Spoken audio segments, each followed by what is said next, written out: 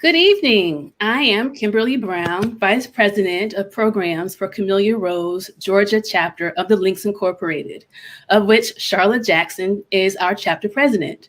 The members of Camellia Rose, Georgia chapter welcome you to part two of our live webinar event, Maternal Mortality, a Crisis in Our Community.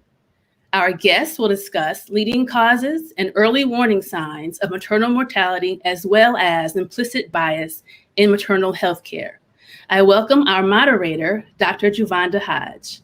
Dr. Hodge is an associate professor of surgery at Emory University and an assistant director of the Burns Center at Grady Memorial Hospital. Dr. Hodge is a fellow of the American College of Surgeons, Society of Black Academic Surgeons, and a member of the College of Surgeons Committee on Trauma. She is a proud graduate of Spelman College and Rutgers, New Jersey Medical Center, and completed her surgical residency at Howard University. Good evening, Dr. Hodge.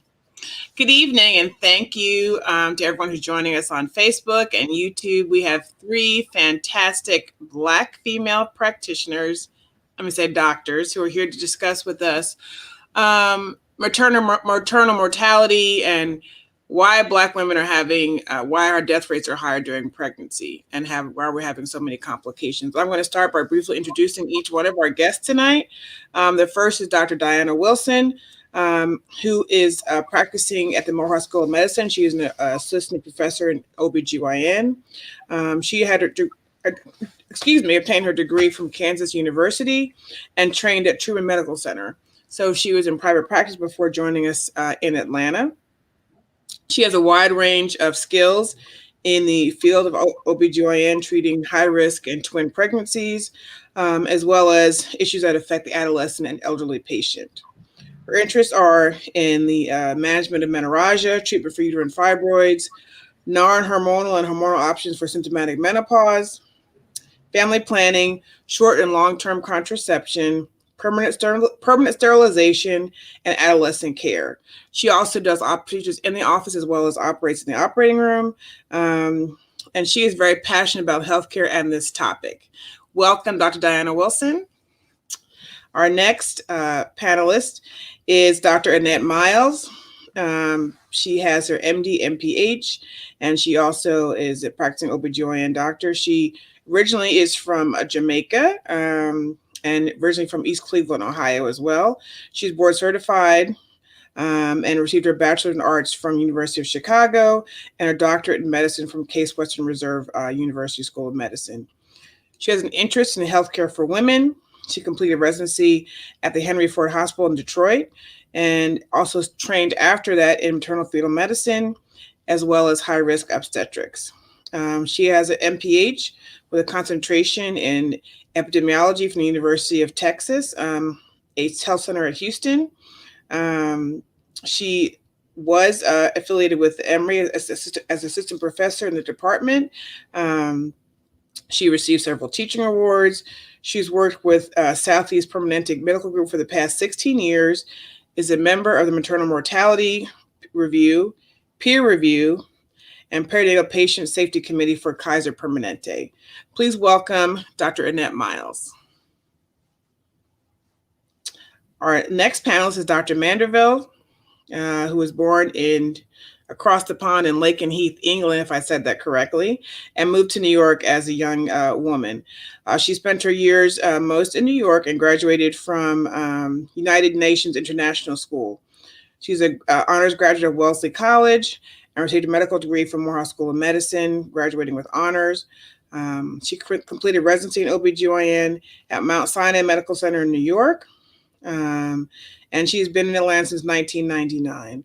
She's a partner with Atlanta OBGYN and Obstetrics, a private practice group located here in Decatur. She specializes in complex obstetrical care, minimally invasive procedures, advanced laparoscopic and robotic surgery. She's an active member of Emory Decatur Hospital. She is on several leadership committees within the community and is former chair of the Department of OBGYN. She has been named by Atlanta Magazine as one of its top doctors in the 2017 issue. She is married and has children who are in college and doing great things. Welcome, Dr. Manderville.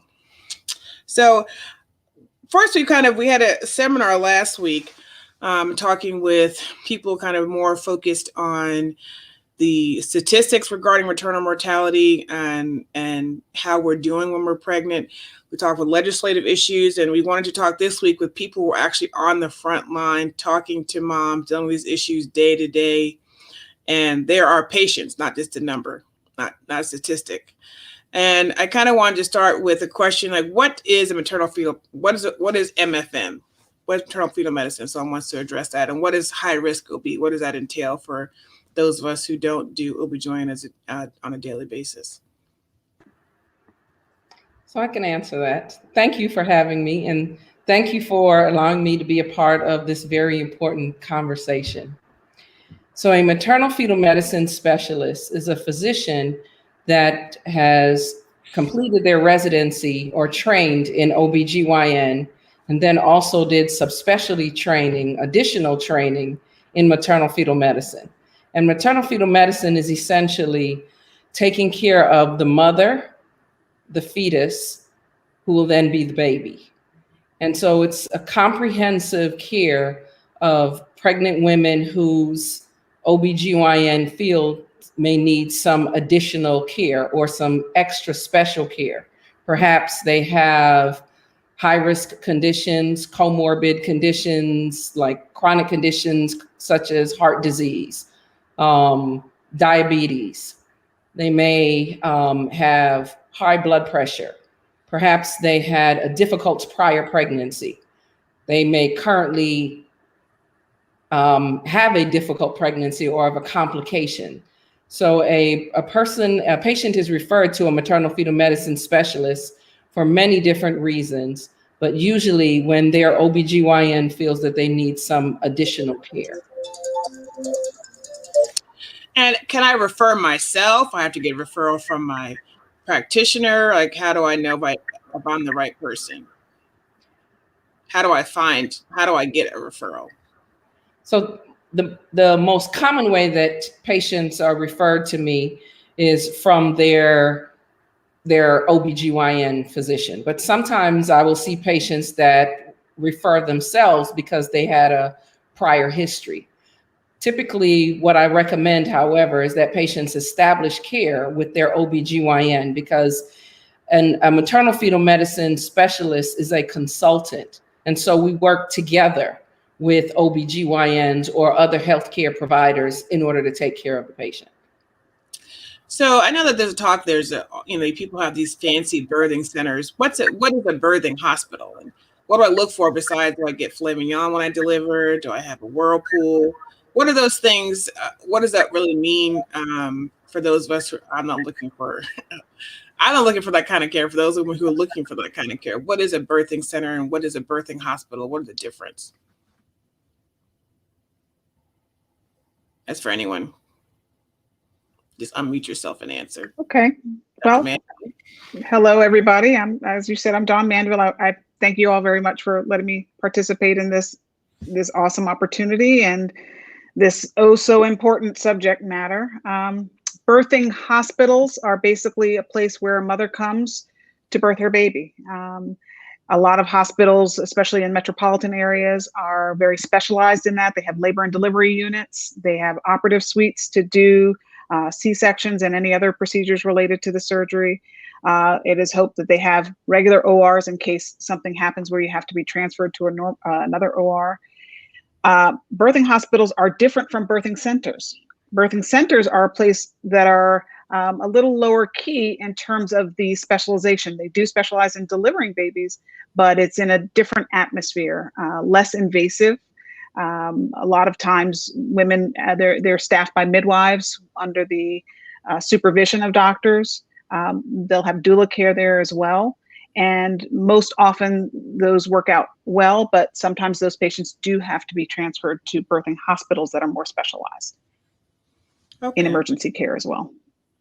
And when I was doing my research, they were talking about this Hear Her campaign. We with the VP, we were all, I'm speaking. That's like my favorite thing to say now. I'm speaking, do you hear me? So can you explain to our viewers, what does Hear Her, what does that mean? And it's HEARHER, like, you hear me, you got me. So what does that mean as far as signs and symptoms of maternal complications in pregnancy? I'd like to answer that question. The Hear Her campaign is a campaign that was launched by the CDC in 2020. And it's a communication campaign that brings about awareness to the patient about potentially life-threatening signs that can occur during pregnancy and after pregnancy. So they want to bring awareness. And they also want to promote communication between the patient and the healthcare provider. And so they talk about some signs and some symptoms to be aware of. There's a long list of signs and symptoms, and I'm going to go through a few now. But for the comprehensive list, please go to cdc.gov. But we want women to be aware. If you have a headache, and it's a severe headache, it comes on suddenly, like a clap of thunder, doesn't go away with medication. That's of concern. If you have a change in your vision, blurred vision, absent vision for any amount of time, or spots in your visual field, you might experience nausea or vomiting where you can't keep fluids or water on your stomach. That's of concern. Also, if you have vaginal bleeding during pregnancy, and we talk about bleeding that's like a menstrual cycle, you want to let your physician know. Or if you have any leakage of fluid, that's abnormal. Now, we also want to talk about vaginal bleeding after delivery. If you have vaginal bleeding where you're soaking a pad, that's not normal, a pad an hour. Let your provider know. Or if you're passing tissue or passing large blood clots. And when I say a large blood clot, I'm talking about a blood clot that's larger than the size of an egg. Or if you experience severe abdominal pain that's sharp or cramp-like. When you're pregnant, if you're not feeling your baby move at all, or you have decreased fetal movement, that's an alarming sign. If you have shortness of breath, racing heart, pounding heart, excessive swelling. Now, in the third trimester, some patients may experience a mild swelling, but we're talking about severe swelling to the point where your face looks puffy, your eyes look puffy. It's difficult to close your eyes or difficult to bend your fingers. Then that's abnormal, and you want to let your healthcare provider know. If you have shortness of breath, then when you lie down, you have shortness of breath. If you feel like hurting yourself or your baby or extreme tiredness, these are just a few of the signs and symptoms that could be potentially life-threatening, and you want to seek a medical attention. And this information is where again? On the CDC website, so you can go to cdc.gov. But I love the title, Hear Her. I mean, that's just the mantra of Black women for this whole hopefully decade. Do you hear us? But I think that's very important that patients have a list of symptoms that sometimes it's hard to explain what's going on. But that's, I think, in enough terms that you can tell the doctor, like, this is on the list and I'm having this. Because most patients are not going to come in saying, I'm having hemorrhage. They're going to say, I'm bleeding, I'm passing a blood clot. And that's that's exactly what they say. But I think having that list and availability of that list to kind of, get the medical lingo so we're both speaking the same language. Because that's oftentimes the communication is because I'm speaking this and they're speaking in English that they know, and sometimes things get lost in translation. But that's an excellent idea. I was not aware of that until this past week, so I think that's a great initiative. And how are they advertising that? So it is on the CDC website, but also when patients come in and see me as a provider, these are signs and symptoms that I go over with my patients. Every prenatal visit is very important because it allows us to assess the patient and the baby's well-being. And so as healthcare providers, we're going to be asking these questions as well. But in between your prenatal visits, it's important that the patients are aware and know what to look for. So we were talking before we were rehearsing this, and we were talking about the fourth trimester. And I said, well, medical school, we learned about 3 trimesters. What is the fourth trimester? And how important is that? I know we talked with Representative Cannon last week about expanding, Medicaid for pregnancy beyond 6 weeks. Hopefully, we'll get to a year. I don't know if that's going to happen, but that's our push. That's our desire. So can you explain how the fourth trimester and how that impacts that legislation? Somebody. I'm gonna touch on that. All right, Don, go for it. It's actually a misnomer because trimester is 3. So, we have to sort of redefine how we think about trimesters. And I love the term fourth trimester because it helps the patient to think, well, hey, am I still pregnant? Is this still part of the pregnancy? The way that we try to describe it for our patients is that we're very in tune with your care, throughout your pregnancy, the first, second, third trimester. We deliver your baby. We hope that everything goes well. But we also have to know that you're now delivered and you have a baby. And this is a continuum that we have to make sure that we follow you through with those issues that you might have had. I can tell you from personal experience that I used to think about it as, okay, I did that delivery. We did a vaginal delivery. It worked out well. Mom and baby are safe. We did an operative delivery. Everything's fine. Whew, we did it. Okay, we're done. Not really. After the fourth trimester or after pregnancy, that continuum is almost, if not equally as important as the 3 trimesters before. We know that our moms come in with health problems. If they're not obese, they may have high blood pressure, diabetes, thyroid problems, seizure disorders. Dr. Miles probably knows the list better than I do and sees these patients regularly as we refer them to her. But women who have babies a lot of times are underprepared or unprepared for what's to come. And it's our job to make sure that we give them the information and the resources that they need to stay healthy. We make sure that those women who had high blood pressure or who had preeclampsia get to the cardiologist or their primary care doctor. Those women who had a hemorrhage during their labor and delivery, make sure they come back, make sure they're not bleeding, make sure their blood counts are stable.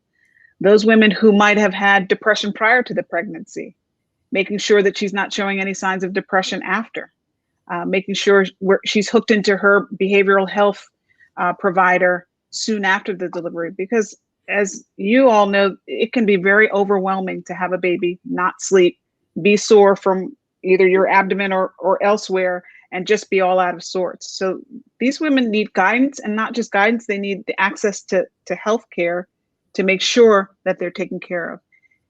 We know that, most of the deaths that occur after pregnancy, a lot of them occur, after, like a week after to a year after. So that is so important that we identify these women that need help in that continuum, I call it, or the fourth trimester. I don't know if we're going to touch on Medicaid, but most of the moms that die, who are counted in this statistic of maternal mortality, actually have Medicaid, and Medicaid it stops after 6 weeks. Mm-hmm. The one good thing about COVID is that the federal government has mandated that Medicaid be extended. And so now it's extended indefinitely until this health crisis is over, this health emergency is over. But there's been legislation put forth to extend Medicaid so that these women can continue this form of insurance so that they can have the access to care to those doctors who need to follow up on all these problems.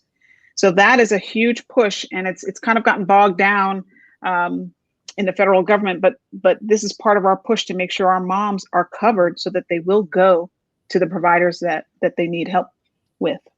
Yeah. Dr. Miles? You're muted. So I wanted to just add to what Dr. Mandeville said in such an eloquent manner, but I think it's important for women to realize that because 30% of maternal deaths happen beyond the 42, 60 days, all the way up until a year out, it's important that even if you think, okay, traditionally we're in the third trimester, 6 weeks, I'm fine, to make sure that you continue to follow up with your primary care provider or continue to follow up with your OBGYN, especially if you have pre-existing medical conditions, hypertension, heart disease, kidney disease, that despite the fact that Medicaid has not expanded, you can still follow up with your primary care doctor. Yeah. And I think that's what we really want to make sure we drive home. Yeah, because the bottom line, what it means is after 6 weeks, you have no more insurance. So you have no more prescription coverage. And for some patients, that becomes, what leads to them having complications. And unfortunately, the ultimate complication, which is death, is because they lack access, simply because they may not be able to afford it or find a provider in the area. Because everyone's all concerned when you're pregnant. Once a baby's out, you're like, my job is done. But the woman still has either diabetes, hypertension. If she suffered a blood clot, she needs medicine for that, so on and so forth, which coverage would currently stop at 6 weeks.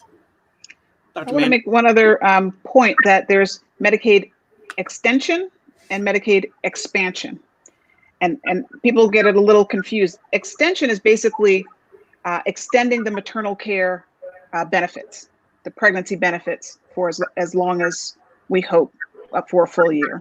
Expansion is expanding it to those women who have other medical problems that they can get care for. And it's important that we legislate or push for both of those things, because women are sick and they need care other than in pregnancy. They need that other care of the chronic disease that may kill them outside of this 1 year that we're all looking at.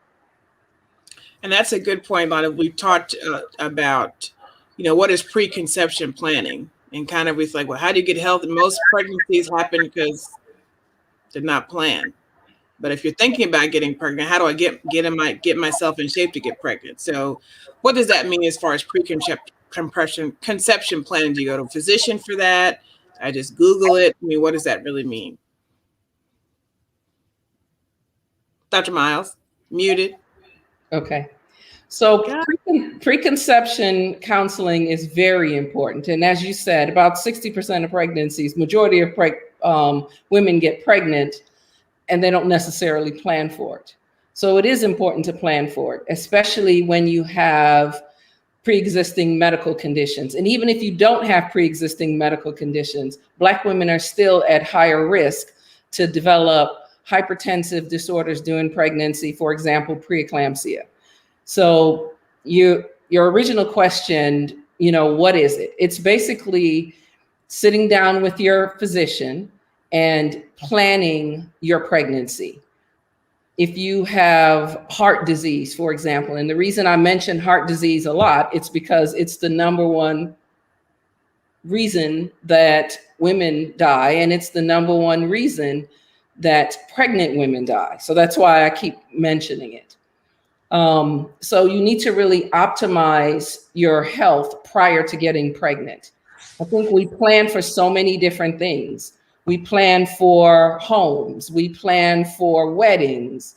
We even plan baby showers. We plan gender reveal parties. But the one thing we don't do is we don't plan for our pregnancies. And we really should, because it will make a difference. For example, if you know that you are overweight, then it's important for you to make sure that you are exercising. It's important for you to have nutrition counseling, and so that your body mass index, which is, there's a calculator for it, but looking at your height and your weight, if your body mass index is greater than 30, 35, you are going to be higher risk and you're going to have more complications during pregnancy. So if you know that's the case, then you plan the same way you plan, and to get into that dress, you have to plan for pregnancy. The preconception counseling is often done with a maternal fetal medicine specialist, but you can also do some preconception counseling with your own primary care provider. If you are on medications, you don't want to stop your medications. You want to let your primary care provider know that you want to get pregnant. And then you want to go over what medications you're taking. There is a free resource called mothertobaby.org. And I recommend it when we, at the end, when we provide the resources. It's a free chat with genetic counselors. It's a great database that I even use and refer all my patients to, because it gives you information on the medications that you're taking prior to getting pregnant, and then trying to determine, should I switch to something else, or is this associated with any particular birth defects? The other thing you want to do in your preconception, in the period of planning for pregnancy, during that preconception counseling session, you go over, what is your hemoglobin? What is your blood count? Are you anemic? If you're anemic, you need to build up your blood count. You build it up by eating the foods a lot of people don't like to eat, but green leafy vegetables. You make sure that you have iron-rich foods. And if you're taking supplemental iron, then you also want to make sure that you take something that's going to help you absorb the iron, like vitamin C, which you can get in orange juice and in grapefruit juice. Or if you don't want to drink the juices, then you take the vitamin C tablet along with the iron in order to build up your blood count. Because if you're anemic and then you get pregnant, you become even more anemic during the pregnancy, and then you go into delivery, you lose a little bit of blood, and then you need to get a blood transfusion. So the point is to optimize your health, including your blood counts prior to getting pregnant. You also want to make sure that you engage your support system. You want to make sure that you have other people around you when you're pregnant, so that if you, for example, have to go to the hospital, you have someone to help take care of your children. Or if you have to go to the doctor 2 or 3 times a week, you have someone to either help take you there, or you have someone to pick up your kids. So when you plan for your pregnancy, it's more than just the preconception counseling. It's more than just, making sure that you're healthy, making sure that you optimize your health. It really is taking a look at everything and saying, what do I need to do to make sure I'm in the best, that I am in the best shape and health possible? And then when I'm pregnant, who do I have around me? Where's my village to help me get through the pregnancy and also a year afterwards? And can we, I know we're talking about maternal mortality, which basically means dying after childbirth. What are the main reasons why what are the main causes of death from childbirth that we're experiencing at a disproportionate rate? I'd like to talk about that. Yes, Dr. Wilson. In the United States, we know that approximately 700 women die during pregnancy or from complications of pregnancy yearly. And approximately 2/3 of those deaths can be prevented. Now, we also know that African American women are 3 times more likely to die from pregnancy-related complications than white patients. And this is an alarming fact. So in the United States, we know that maternal mortality is the death of a woman during her pregnancy, at delivery, or within a year of giving birth. We also know that the leading causes are severe bleeding, or hemorrhaging, which is uncontrolled bleeding, high blood pressure, or preeclampsia. And it's very important that your healthcare provider educates you on the signs and symptoms of preeclampsia, and that preeclampsia is detected and adequately managed so that the patient doesn't experience a seizure or life-threatening complications. And we can see preeclampsia occur anytime after 20 weeks of pregnancy, but normally we're going to see it in the 3rd trimester. But it's important to start educating our patients as to what signs and symptoms to be aware of. Also, we know that infection is a leading cause. An infection can lead to sepsis. And sepsis is life-threatening organ dysfunction, usually caused by an infection that can lead to death. So in the United States, we know that high blood pressure, severe bleeding, and infection are some of the leading causes of maternal mortality. And we're saying preventable, meaning that the patient blood pressure has gone untreated for a long period of time. What are the other preventable things that we can do? So, yes, and so it is really important that patients come in and attend their prenatal visits, because at each prenatal visit, we're going to be checking your blood pressure. Is your blood pressure elevated? Do you have chronic blood pressure? If you do have chronic blood pressure, is it controlled on the current medication? Is that medication okay in pregnancy? So if a patient has elevated blood pressures, they may have a headache. They may have nausea and vomiting. They may experience blurred vision. And these can be signs and symptoms of preeclampsia. But of course, when you see your doctor will do a complete and full workup to be able to diagnose you. But it's important that you know the signs, you know the symptoms, and educate your family members as well, so that they can also speak up for you. But it's very important that each time you come in for a prenatal visit, that your doctor is addressing possible healthcare issues and assessing you as the patient and asking about signs and symptoms that we know African American women may experience. So education is the key. There was a question in the chat regarding someone who described that the mother died maybe a year after childbirth from heart disease. And they kind of know what kind of heart disease was that. Do you have any speculations? I would assume that she may have had some atherosclerotic disease and maybe had hypertension that was not controlled. Or maybe cardiomyopathy. Yeah. Since cardiomyopathy is, we're finding out more and more that cardiomyopathy is one of the most common reasons that pregnant women pass away. And cardiomyopathy is a weakened heart muscle, so that your heart doesn't squeeze as well. By the end of pregnancy, a pregnant woman's blood volume increases almost 50%. So towards the end of pregnancy, that's a lot of blood for the heart to pump around the body. And that's a lot of blood for the heart to squeeze to make sure that the baby gets enough blood flow, mom gets enough blood flow. That's why it increases. And so cardiomyopathy is found to be the most common reason that women have die from heart disease. But it's also arrhythmias. It's also coronary artery disease. It's also some valvular disease. Mm-hmm. So there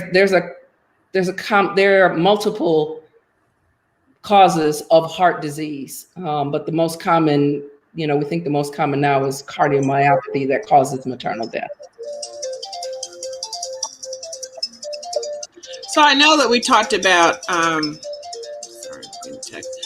Medicaid patients, but I've heard about, one of my classmates had an issue with maternal complication, and she's actually a physician. So it's not just in Black women who are on Medicaid, it's those of us who have private insurance that we seem not to be heard. And in this pandemic of racial injustice, how do you think implicit bias plays into that, and why we are not getting, equal treatment? I can take that. Implicit bias is tough, because I will say we're all guilty of it. I will raise my hand, be the first to raise my hand. First, to sort of define implicit bias, it's basically an unconscious set of beliefs or associations about a particular group, whether it be race, sex, sexuality, gender, ethnicity, socioeconomic groups. It's just a thought, a stereotype that you have in your head before you even see a person.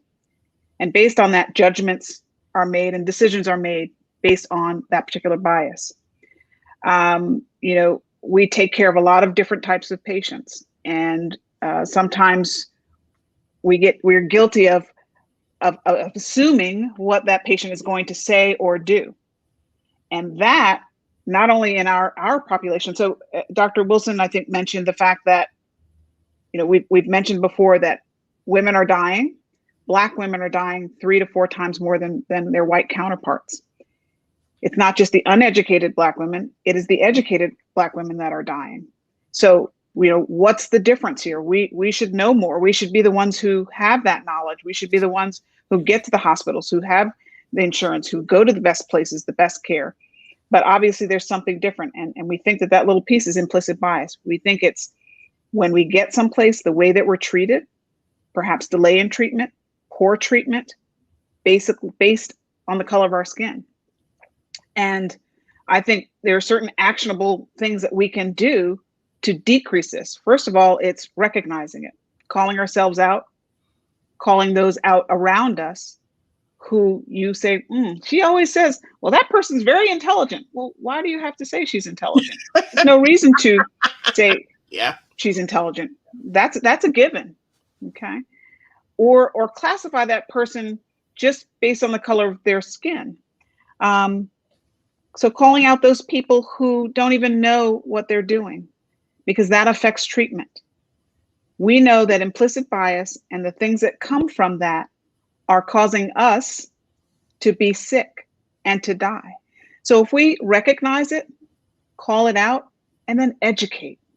Don't be afraid to educate your colleagues. I don't think it's something mean. I think pulling on somebody's coat or jacket and saying, hey, come over here. Let me just hip you to this, because this is why people get sick. This is why people die, because we're assuming one thing. We're assuming that people of color have a higher pain tolerance. So therefore, that pain that they're having, it's okay. It's not the fact that their belly is full of blood. It's not the fact that this headache may be an impending stroke from high blood pressure or preeclampsia. I will tell you that in the last 2 years, when this crisis started to become more national, I had to stop myself and sit and make sure that I listened to my patients, Black, white, whatever color, because I think if we don't do that, this is when it gets missed. And if we don't do it, more and more women are going to die. And I think that's why the US, the developing country that we are, has some of the worst rates of maternal mortality and morbidity. And Dr. Wilson talked about 700 women dying a year. That's not including the 50,000 that don't die every year, who get really sick and who have these illnesses that they're gonna carry for the rest of their lives. So implicit bias is something that we definitely need to recognize, call out, and educate. Yeah. And I think, Dr. Wilson, you being in academics, that also you're just training young minds and just teaching them to call things out. And as you see them, I think it's important. I mean, now it's just in the forefront of my mind. Every time I see a patient, I talk to residents, hey, listen, like, this is a patient. This is not just, this is so-and-so with X. What is the situation? We're supposed to be all doing more holistic care. What is the living situation? Why they're not taking their medicine? Not because they don't want to take it. Maybe they just can't afford it. Maybe they can't get to the doctor. Maybe they're just so stressed out. And we didn't touch on the whole topic of weathering. As Black women, we're just tired. We do so many freaking things. We're always, I'm on the phone, the laptop is here, multitasking. I'm on calls nights. I'm like, I hope they don't call me. So we rarely relax. And that notion of us as super women still continues. And we think we have to carry everything, and it is killing us, literally. It's actually, I'm sorry, go ahead, Dr. Wilson. I'm gonna stop talking. Let me mute myself. Yes, as an assistant professor, it is my goal to train and educate the residents to look at a patient as a whole, not as a number, and to realize the outside stressors that play an important role in their daily lives. Because we have moms now that their kids are at home because of the COVID virus, and they're having to be teachers. They're having to work from home. They're suffering from anxiety. They're suffering from depression. And so there's a lot going on, and we have to take the time to sit and to listen to our patients and to let them know that we are concerned, that they are important, that their health care matters. Our healthcare matters. Yes. And that they can trust us. Yeah. Because if they can't trust us, they won't come to us. There was a question posed in the chat about public policy regarding, I'm not sure if it's implicit bias or public policy regarding maternal mortality. And I think we touched a little bit on that with the registries that they have regarding maternal mortality and causes of death and the peer review things. Anything else you want to add on that topic regarding public policy?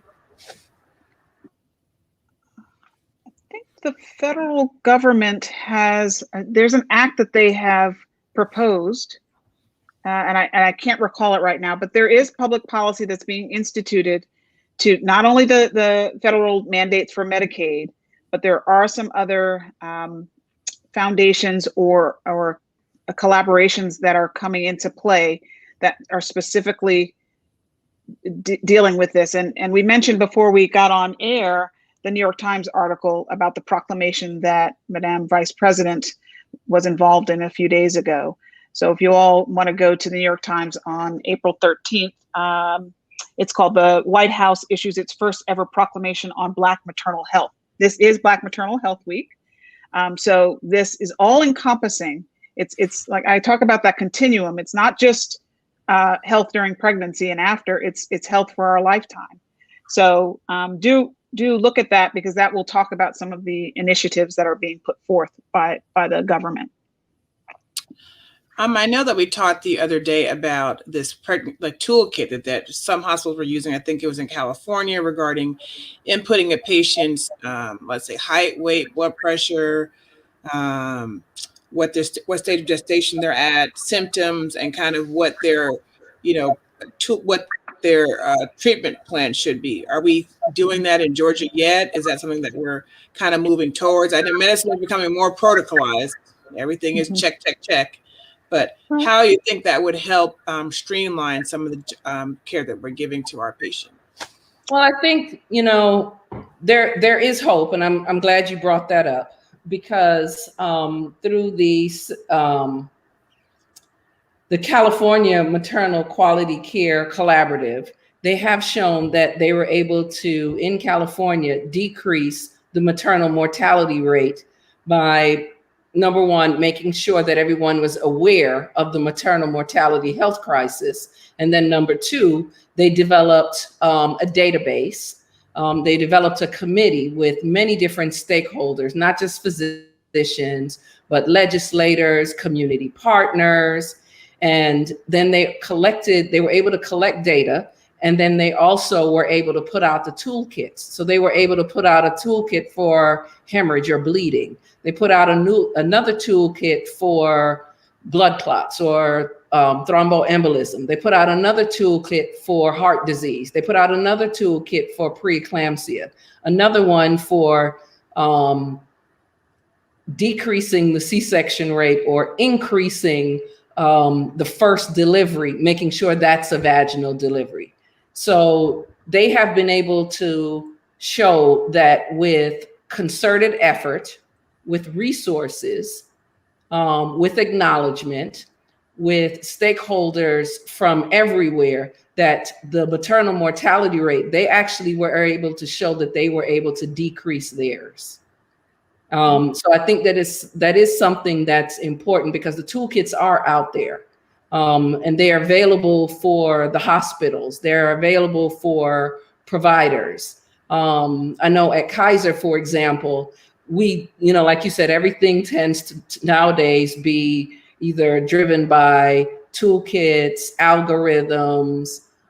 There are even simulations, so that everybody knows what role they have, just in case there's a particular crisis, and everyone knows what they need to do in order to be able to take the best care of the patient. Can I piggyback on that? Yes, ma'am. So Georgia is the 49th worst state in terms of maternal mortality. The only state that's worse than us is Louisiana. California is number one in terms of their low rate of maternal mortality.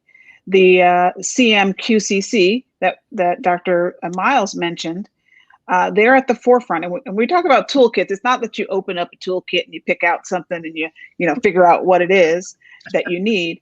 It's actually data driven and it's changing all the time. And what they found was that hemorrhage and hypertension disorders are the ones that are killing our moms, and that 60% of those are preventable. I know Dr. Wilson mentioned that before, 60%. So what they've put out these, and they've put it out for everybody to see. There's also another foundation or organization called AIM, the Alliance Innovation on Maternal Health, and they put out bundles. It's the same thing as a toolkit. But basically, these are standardized protocols that hospitals and birthing centers and birthing hospitals can use to make sure and that they know work, to make sure they can follow, and not only follow, but follow it quickly, recognize what the problem is. So they give you ways to recognize the problem. They give you ways to treat the problem and respond to the problem quickly. So our hospital, which is Emory Decatur, which used to be DeKalb Medical Center, we are at the forefront of this. We have an executive director, Rose Horton, and her team, her wonderful team of nurse managers and nurses are so diligent about talking about these bundles and these toolkits to make sure that if something goes down, that we've got our checklist ready to go. We are ready to respond. We do have a little tackle box for hemorrhage. So we do have a little toolkit, literally. We also have something called Relias, and I don't know if Morehouse or Kaiser has this. Relias is Relias Learning. I don't want to say they make us, but they make us, and it's for a good reason. Go through these modules that are very long, 4 or 5 hours of sitting there going over fetal heart tracings, OB hemorrhage protocols, hypertension, but it's so that we're all on the same page, because the reason why the doctors are there is for the emergencies. And if, we don't know when it's going to happen. So we have to think, recognize, and be ready for anything that happens very quickly. And the toolkits help us out tremendously on this. So one question I wanted to kind of get in is for our viewers, like what 10 questions should they have when they go to see the OB? I mean, what things should they be asking? What is the patient toolkit when they're, going to see their OBGYN? Like, okay, I'm pregnant. I don't know what to ask besides, I don't know. I'm just happy I'm pregnant. So I'd like to take that one. One of the questions patients should ask their OB is, am I high risk? Do you take care of high-risk patients? Who's on your team? Do you have any other physicians that will take care of me? Do you have any extended physician extenders, or are there any midwives that are going to take care of me? Are there any nurse practitioners that are going to take care of me? Does your practice offer any additional healthcare providers that may be involved in my care? You also want to ask, where will I deliver? Which hospitals do you have privileges? Where do you deliver? Then when you find out which hospitals there are, you can either look online, or you can call, or you can ask your provider, what level hospital is this? What's the level of maternal care? Will I ever need to be transferred to another hospital? Will my baby need to be transferred to another hospital? Can that particular hospital that's going to take care of me, do they have all of the resources? And if not, which resources don't they have? And which patients do you feel the need to transfer? Then you want to ask, who do I reach out to at night and on the weekends? Are you in practice by yourself, or are you a part of a larger call group? How many call groups are you a part of? So I'll know how many physicians or how many healthcare providers are going to be taking care of me. Then you want to ask, how often will I need to see the doctor? And how do I improve my pregnancy outcome? What can I do? And it's important for patients to realize that they can ask questions about their pregnancy. They can ask their physicians, you know, when is the last time you took care of someone that had this? What is your experience with that? You can ask those questions. And your physicians, I'd say most physicians are going to be willing to answer those questions. They'll tell you what their experience is, and you should feel empowered to ask. And I know we cannot have any discussion this year without talking about COVID and its effect on your practice. I want to ask a question of each of you. I know your take on the COVID vaccine and pregnancy, and we all taken our shots. And how has, the impact of COVID, I know it's affected my practice as far as separation of families from patients when they're critically ill is something that is, we have not, I don't think we've gotten it right yet. It is traumatic and it is hard on everybody. And not having that familial connection support system for patients who are in the ICU, I think is another complication that kind of delays their kind of bouncing back. But how can you comment on each of that, one being academic, one being private practice? How has that kind of affected your practice? I'll speak on that first. This COVID virus has impacted the patient as well as the healthcare provider. Our pregnant patients are used to having someone come in with them to the office. They can no longer do that. They come in alone. Delivery has changed because they used to have several members in the delivery room with them. Now there can only be one person. So a lot of times they have to choose, is it going to be my partner or my spouse? Is it going to be my doula? Is it going to be my mother-in-law? My mother? So it's important as we're going through these difficult times to find out what the protocol is for the hospital. And it may change throughout your pregnancy. But also, if you have a vaginal delivery, how many people can be in the room? Each patient is tested when they come in and are admitted. And I'm on at Emory Midtown Hospital. I have privileges there as well as Grady. Another thing to ask is, who can go into the operating room with me? Because patients are afraid, and it's important for them to be able to have a family member. So as we're going through these challenging times and as things are changing, it's important to stay abreast of what are the changes, what are the policies now. In terms of the COVID virus and the vaccine, it's important for patients to be educated, and it's an individual choice. But what's most important is they have accurate facts, and based on the accurate facts, they determine what is best for them. I totally agree with that, the facts. I think knowing that we have been a part of the Tuskegee syphilis experiment, that Henrietta Lacks, they were using her cells without her permission, that we've experienced deceit as people of color, and we're not trusting.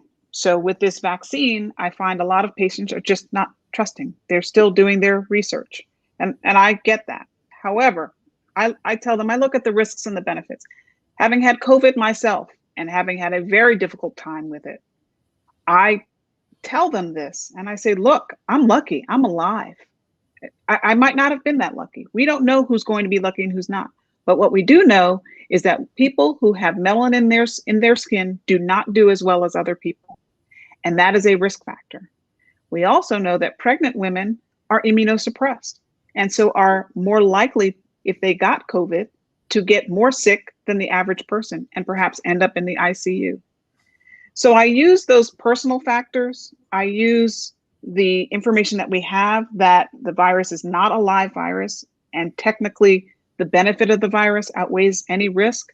I use those pieces of information to try to get my patients to get the vaccine, because I think there's a mental toll on us wearing these masks. and us being isolated and us not being able to see our family, that is going to be more risky than the vaccine itself and a sore arm and maybe feeling a little fatigued after you get it. So I implore them to get it.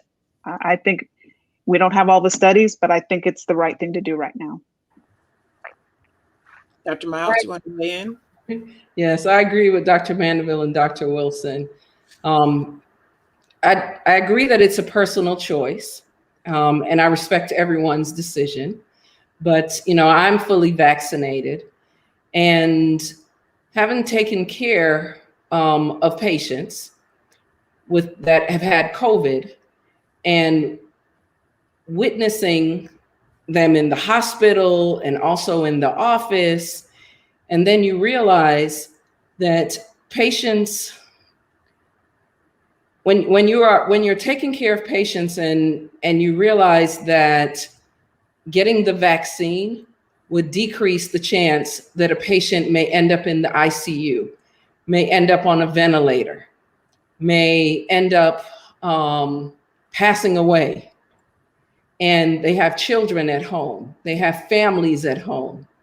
It makes you look at it, and as I tell my patients, we know for a fact what COVID can do.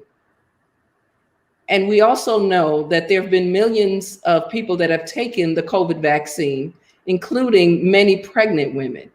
And there was a recent study, I can't remember which, I don't know if it was in the USA or the Times, where there were 131 women that received either the Pfizer or the Moderna vaccine, either pregnant, lactating, and those women did well. And not only did they do well, but they also had antibodies that they were also able to pass on to their babies. So their babies are potentially protected. The only vaccine, and I know it just came to light a couple days ago, so I'll mention it. The only vaccine that I wouldn't recommend at this time, and it's not recommended by our governing bodies, the Society for Maternal Fetal Medicine and the American College of OBGYN, is the J&J vaccine. And that's the only one that I wouldn't recommend, and that's not recommended for pregnant women at this time. Thank you for everyone's candor. I'm fully vaccinated, been vaccinated, one of the early people to do it just because COVID affects everyone. And I saw a statistic that was just heartbreaking, and it said that 40,000 children have lost a parent due to COVID. 40,000 children. And it's mind-boggling that we are not more up in arms, that this is affecting families for generations. And what that does to a child to have a parent, gone at such a young age. So that's not highlighted, going across the when they say how many people have died from COVID, those are families that are affected, and children that are affected, and we need to advocate for that. Before I run out of time, I want everyone to kind of briefly, if anything else you want to add to the conversation, I want to show our resource slides. I want to thank you personally for sharing your expertise, an hour of your precious time with our listening audience, and thank you on behalf of my chapter. This is a resource that they talked about, the March of Dimes, CDC, American College of Obstetrics and American College of OBGYN, Association of Black Cardiologists, Mother to Baby, Society of Maternal Fetal Medicine, Black Mamas Matter Alliance, the CMQC Collaborative, and the Alliance for Innovation on Maternal Health, AIM. I also want to know where you can find these fabulous doctors. They all have practices. This is where you can reach them at. Dr. Mandeville is with private practice with Atlanta OBGYN in Decatur. Dr. Miles is with Kaiser Permanente. Dr. Wilson is at Morehouse School of Medicine. Please look for them if you're looking for OBGYN care. They provide, lots of things besides obstetrics. They do gynecology as well. So that's great to know. And anything else you want to add to the conversation, ladies? I would like to add and let patients know it's important to get early prenatal care. Start your prenatal care in your first trimester. The earlier, the better. Dr. Mandeville, your final thought? Just thank you for giving us the platform to talk. I think education, talking things up is a way to put bugs in people's ear, for them to heighten their knowledge and pass that information on to their family members, friends, and all those people that need to know this important information. Dr. Miles? I'd also like to say thank you for inviting me once again to talk about this very important topic, and just let everyone know that I do believe that we can get our numbers down. I believe we can make a difference. It's going to take more than just the physicians. We need a all hands on deck, as you say. It takes a village. And we're going to need everyone involved in order to be able to make a difference and to be able to save our moms and our babies. Dr. Hodge, I'd like to say one last thing. I do want to thank the Camilla Rose Links chapter for inviting me to be a panelist. To women, I would like for you to know your healthcare is important. You're your number one advocate. Do not be afraid to speak up, speak out loudly, speak until your voice is heard, until you are acknowledged, and until you are validated, because it may save your life. Yes. Yes. Thank you so much on behalf of my chapter president, Charlotte Jackson. Thank you for joining us. We had 4 Black female physicians on a webinar. Wow. Thank you. And as women, we have intuition. Listen to it. If it doesn't feel right, probably not right. Your body knows, you know your body better than anyone else, so speak up for yourself. Thank you. Resource slide will be up. It's going to be live on YouTube to kind of watch again if you haven't missed anything or jot any more notes. And thank you for joining us this evening. Thank you. Be safe.